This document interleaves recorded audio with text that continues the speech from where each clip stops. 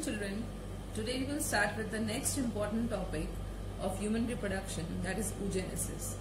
I hope you all have learned spermatogenesis. Now when you are learning oogenesis, try to compare the stages of spermatogenesis with oogenesis. So let us start. Oogenesis is very unique in females as it is, we can use two terms. It is discontinuous and a wasteful process. So now how it is discontinuous and a wasteful process, you will learn that. See, oogenesis starts in a female body in the embryonic stage itself. So when a female fetus is in the womb of the mother, at that time only oogenesis sets in.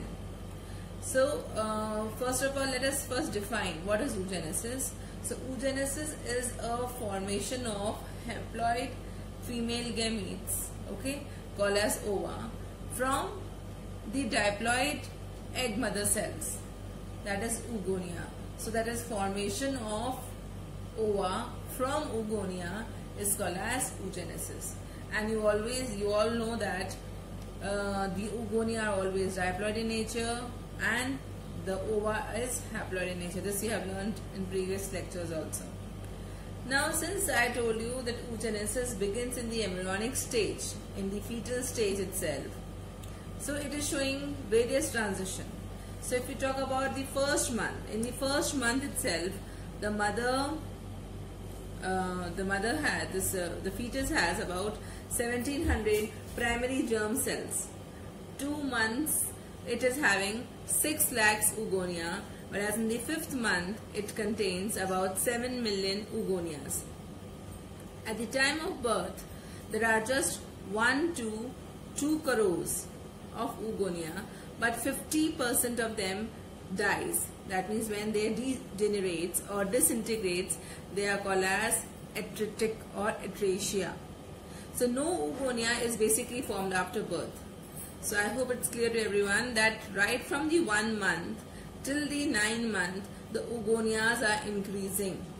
And at the time of birth, by the time of birth, they start regeneration also. And when the fetus is, when the embryo is generated out of the body, there are about 60,000 to 80,000 primary follicles. Okay, so this phenomenon is called as atresia. So we are saying that oogenesis begins in the embryonic stage, and then after the birth it stops or it ceases. So when it ceases or when it holds on for some time, it is called as arresting stage.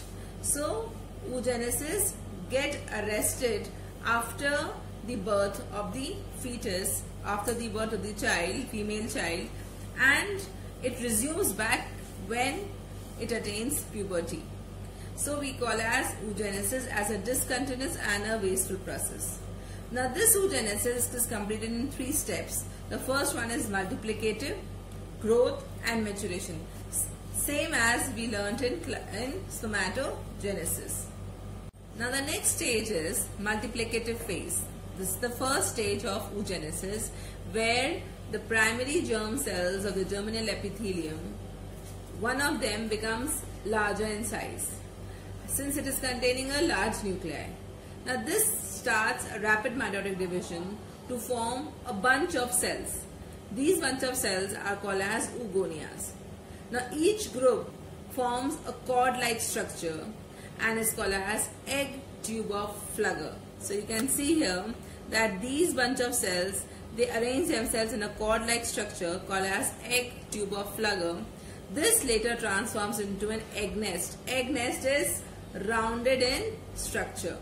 Now so here we have learned that only proliferation of primary germ cells or primordial cells taking place from the germinal epithelium. Now as in spermatogenesis, after multiplicative phase we move to growth phase. So here also we are moving to growth phase. In spermatogenesis you had learned that there are 2 types of cells formed, type A and type B, but there is nothing of that sort in oogenesis. If you talk about growth phase, in the growth phase it is the longest phase. So you can say it ranges, or it is prolonged for 12 to 13 years in female body.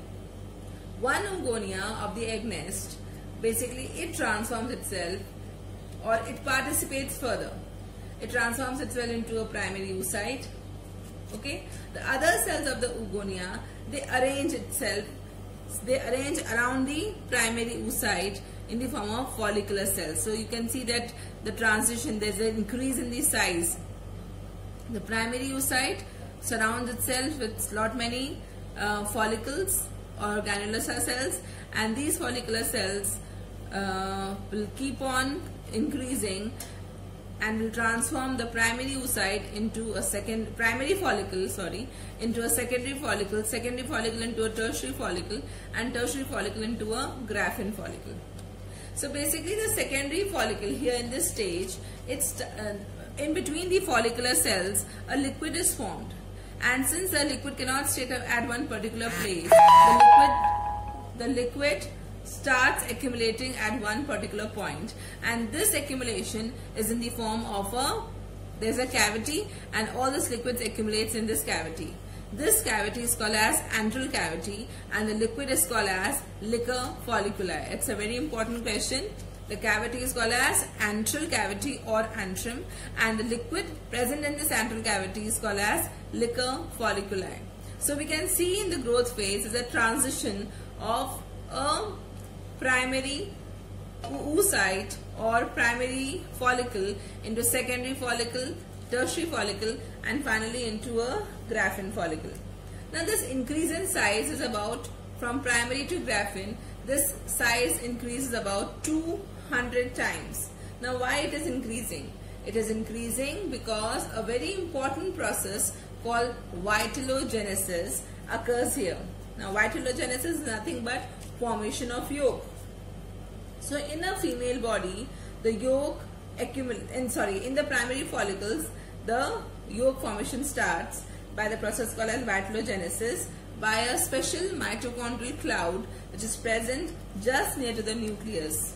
Okay, so in this stage the nucleus here is called as yolk nucleus because it is present just near to the mitochondrial cloud which is participating in the formation of yolk. Then the nucleus becomes bloated. Bloated means it becomes swells up. It's become bloated and it increases the accumulation of nucleoplasm, and finally we call it as germinal vesicle.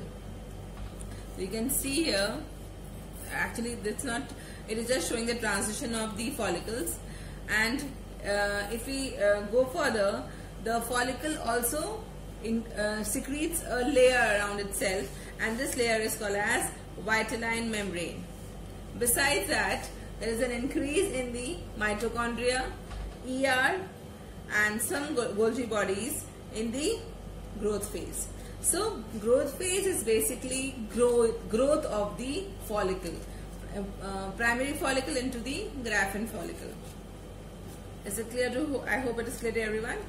Now if we move further, we will understand so all the notes are there. We can understand the maturation phase. Now this is the phase where the meiosis starts. Just as in spermatogenesis, we learned that in spermatogenesis meiosis starts in maturation phase. Similarly, maturation phase meiosis starts in oogenesis also. In this phase, the diploid and fully grown primary oocyte undergoes first meiosis and form a secondary oocyte. Okay, and a polar body. Since two cells are formed, so one cell is called as the secondary oocyte, the other one is called as the polar body or polocyte. Now there is a very unequal distribution of cytoplasm. The secondary oocyte has a large quantity of cytoplasm, whereas the first polar body is having a very small quantity of cytoplasm, and both of them are haploid in nature. Now why this so? We are not in need of any other secondary oocyte, we just need only one.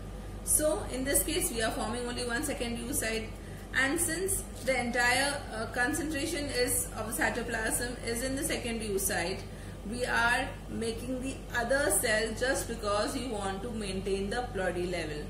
Here we want to reduce the number of chromosomes to half.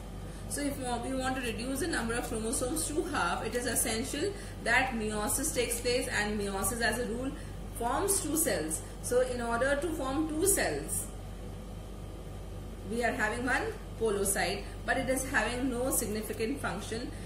It is just helping the you can say it's just helping them to maintain the ploidy level.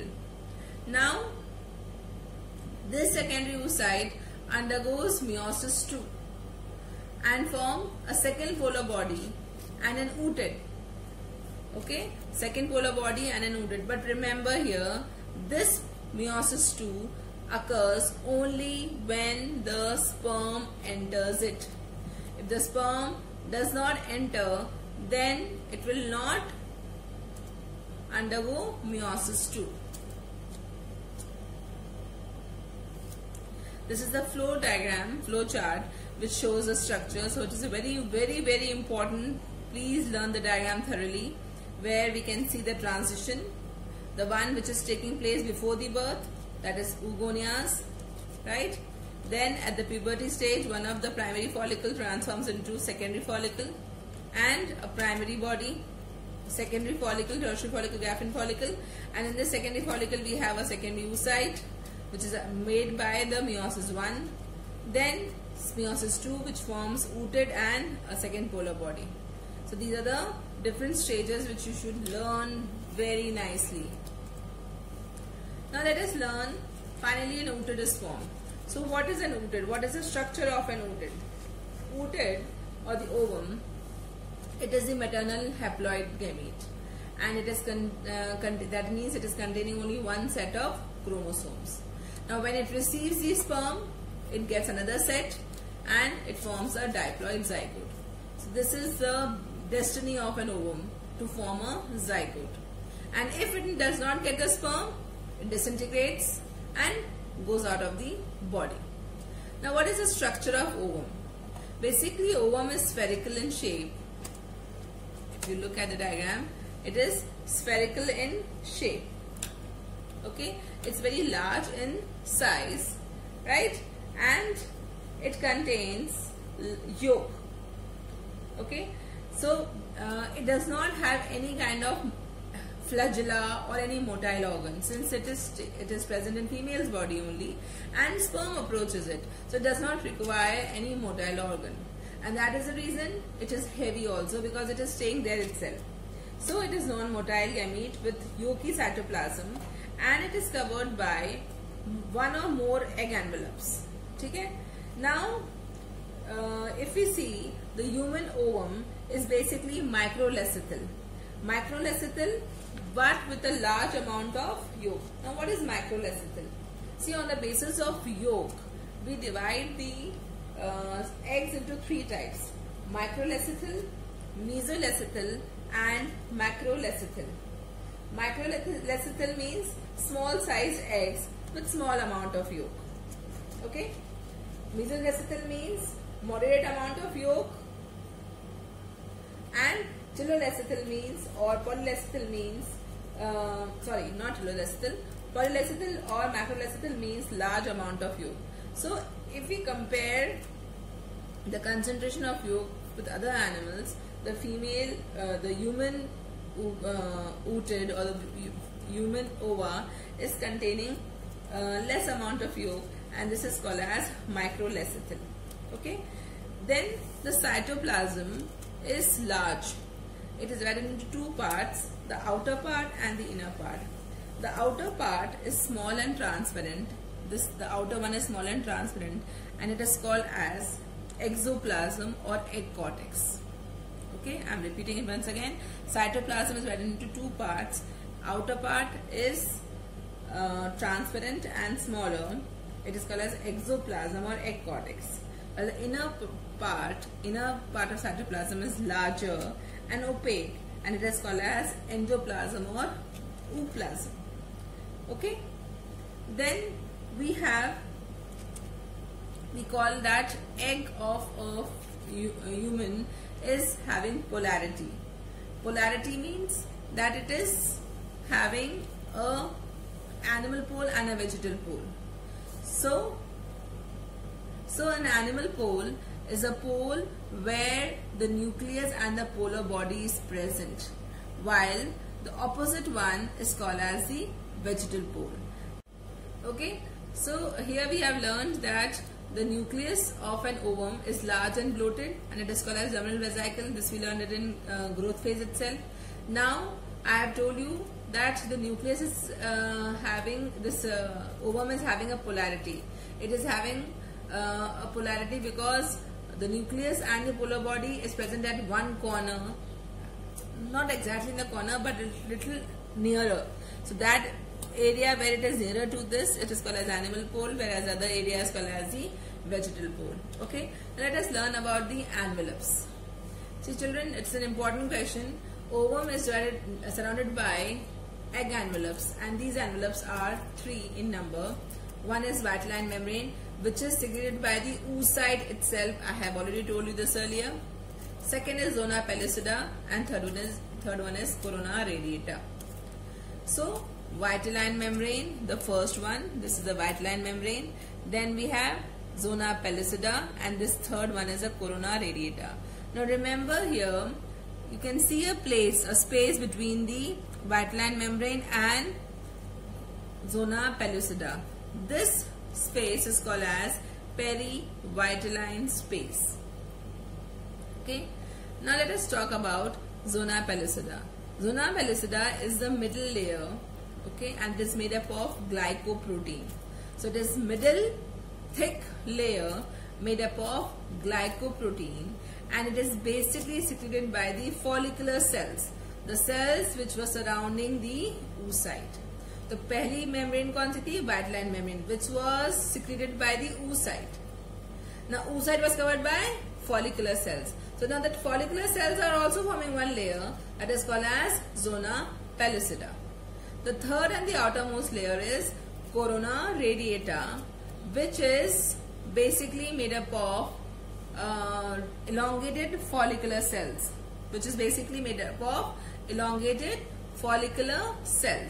So they are outermost coat and the thickest coat of all. Now let us learn the next portion, that is the hormonal control of oogenesis. You know that basically the process of somatogenesis and oogenesis is highly controlled by the hormones, and those hormones are released right from your hypothalamus in the form of a releasing hormone or releasing factor. So hypothalamus is releasing a gonadotropin releasing hormone which works upon your pituitary gland, and on which lobe of pituitary gland? Anterior lobe.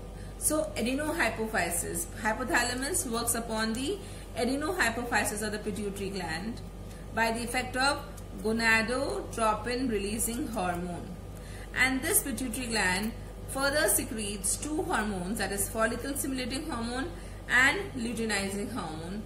Both of them are acting on the ovaries in order to release estrogen and progesterone and the ova. That means follicle stimulating hormone will help in the formation of ova, whereas luteinizing hormone will promote the formation of estrogen and progesterone.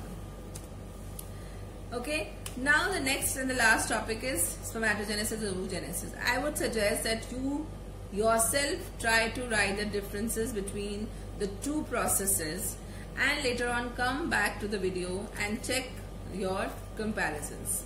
In this manner, it will be easy for you to understand and retain the concept of spermatogenesis and oogenesis. Remember children, it is a very, very important topic.